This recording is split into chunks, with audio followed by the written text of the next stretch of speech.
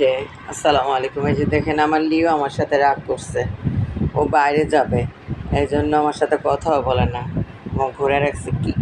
এই যে মা, এই এই যে দেখো মার দিকে দেখো, তুমি বাইরে যাবা লিও, বাইরে যাবা, এদিকে তাকাও, দেখছেন মাথা ঘুরায় রাখতেছে, সে একবারে তাকাবেই না।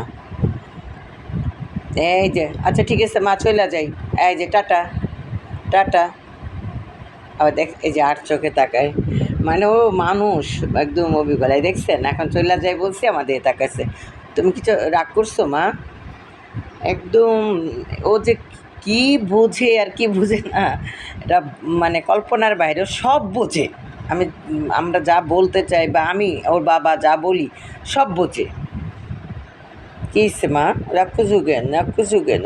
ও মা গো, রাগ করে না, কামড় দেবা, পচা।